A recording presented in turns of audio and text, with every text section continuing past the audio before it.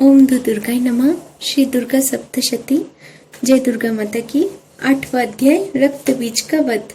ऋषि बोले, चंड मुंड दोनों दैत्यों के मारे जाने एवं बहुत सी सेना का अभिश्रय हो जाने पर असुर राजा महाप्रताप विशुंभ के चित्त में भारी क्रोध पैदा हो गया और उसने सभी दैत्यों की सेना को युद्ध के लिए आज्ञा दे दी। उसने कहा, आज 86 उधा युद्ध सेनापति अपनी सारी सेना को लेकर चले।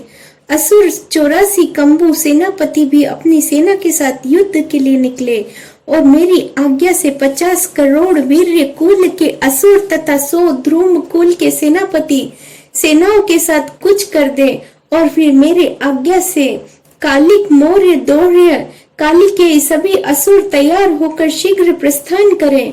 भयंकर शासन करने वाले असुर राज शुंभ ने इस प्रकार आज्ञा देकर स्वयं भी बहुत सी सेनाओं के साथ प्रस्थान कर दिया। जब चंडिका ने देखा कि अब इस और भयानक सेना लेकर निशुंभ आ रहा है, तब उन्होंने अपने धनुष की टंकार करके पृथ्वी आकाश के मध्य भाग को गुंजा दिया। हे राजन, उस समय सिंह ने भी बड़ी भारी गर्जना की और फिर अंबिका जी ने घंटा बजाकर उस गर्जना को और भी बढ़ा दिया। उस शब्द को सुनकर दैत्य सेनाओं ने आकर चारों ओर से देवी सिंह काली को क्रोध के साथ घेर लिया।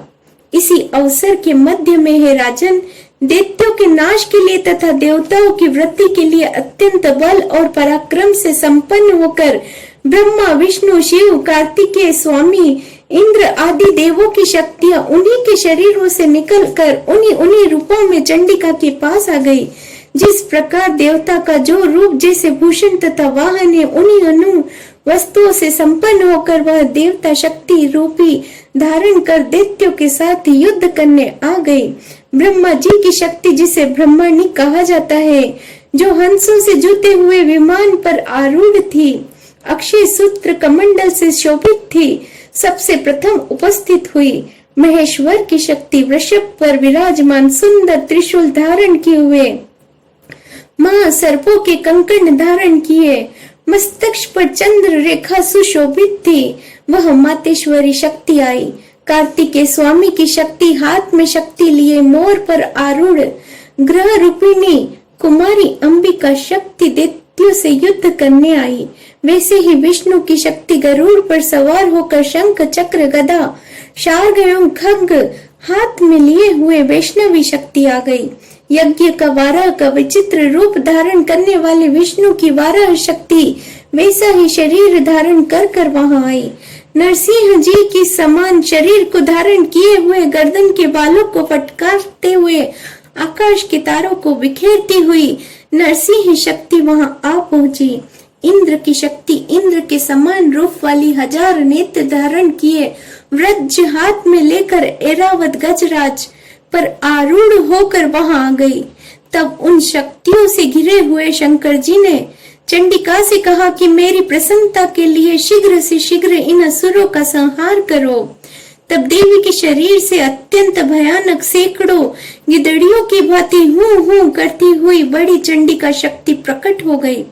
तब उस अपराजिता देवी ने धुएं जैसे जटा वाले शिव से कहा कि भगवान, आप दूत बनकर शुंभ निशुंभ के पास जाएं और वहां जाकर उन महाअभिमानी शुंभ निशुंभ दानवों को तथा युद्ध में आए हुए दूसरे दानवों को भी कहे कि हे दानव, यदि तुम लोग जीना चाहते हो तो त्रिलोकी का राज्य इंद्र प्राप्त करे और सभी देवता यज्ञ भाग पाए।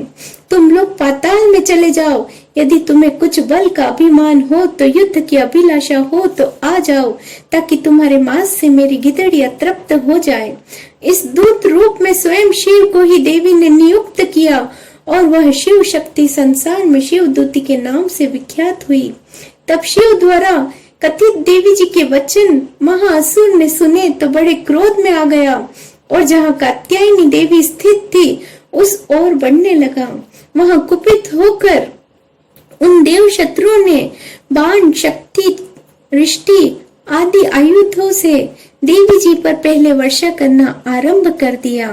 तब टंकार करके धनुष द्वारा पेने पेने बाण छोड़कर देवी जी ने खेल ही खेल में उनके फेंके हुए बाण शूल शक्ति पाशु आदि शस्त्रों को काट डाले और फिर काली भी उनके सामने होकर शत्रुओं को शूल से प्रहारों से चीरती फाड़ती खड्वाक से कुचलती मारती विचरण करने लगी।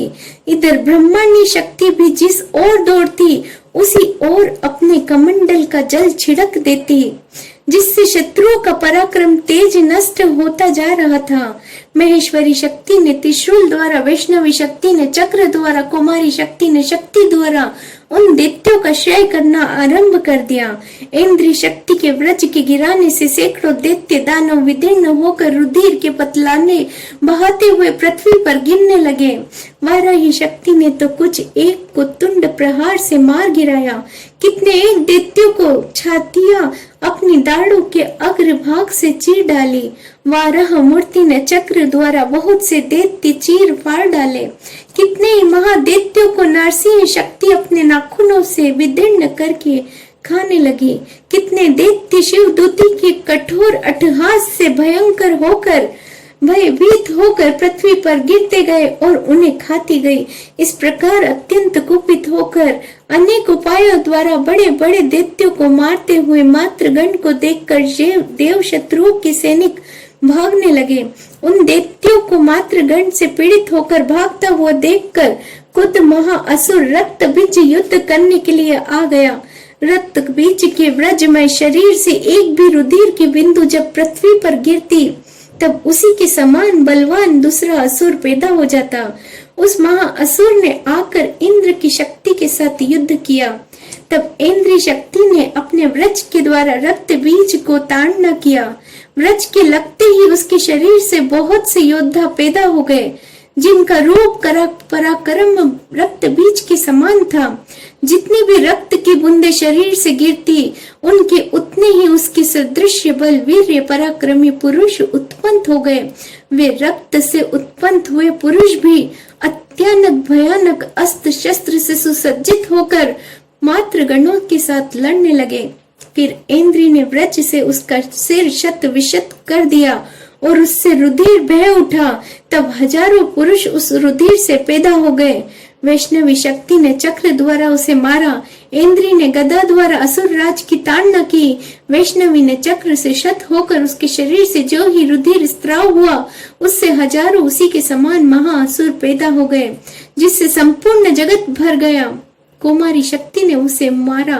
वाराही ने तलवार से, महेश्वरी ने महाअसुर रक्त बीज को त्रिशूल से हनन किया।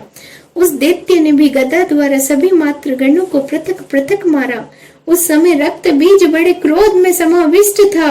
शक्तिशूल आदि आयुषों से कई बार विषक्त होने पर उसके शरीर से रक्त प्रवाह से पृथ्वी पर गिरते सैकड़ों असुर उत्पन्न हो चुके थे। दैत्य की रुधिर से उत्पन्न उन महाअसुरों को सारा जगत व्याप्त हो गया। देवताओं को डरा एवं उदास देखकर शीघ्र ही चंडिका ने काली से कहा, हे चामुंडे, अपना मुख अधिक विस्तार से फैला लो। मेरे शस्त्र के प्रहार से गिरते हुए रुधिर बिंदु तथा बिंदुओं से उत्पन्न महादैत्यों को अपने वेगवान मुख द्वारा खाती जाओ और युद्ध भूमि में रुधिरोत्पन्न उन दैत्यों का भक्षण करती हुई घूमती रहो। इस प्रकार कहकर चंडिका ने रक्त बीज पर त्रिशूल से प्रहार किया और फिर काली ने रक्त बीज का रुधिर मुख में ग्रहण कर लिया। उस दैत्य ने भी चंडिका पर गदा चलाई, किंतु उस गदापात द्वारा चंडिका को कुछ भी वेदना न हुई। रक्त बीज के शत विशत शरीर से जो बहुत सा रुधिर गिरने लगा, उसे चामुंडा मुख द्वारा पीती गई और जो रक्तपात से दैत्य उत्पन्न हो गए थे, उन्हें भी मुख में डालती गई। इस प्रकार चामुंडा ने सभी दैत्य खा डाले और रक्त बीज का रुधिर भी पी डाला। तब देवी ने शूल, वज्र, तलवार, रष्टि आदि आयुधों से हीन तथा महाअसुर रक्त बीज को मार दिया। शस्त्र समूह से आहत होकर पृथ्वी पर गिर पड़ा। हे राजन, रुधिर तो उसका चामुंडा ने पी ही लिया था। उसकी मृत्यु होने पर देवता परम प्रसन्न हुए और मातृगण उसके रुधिर पान के मत से उन्मत्त होकर नृत्य करने लगी। ओम दुर्गाय नमः। जय दुर्गा माता की।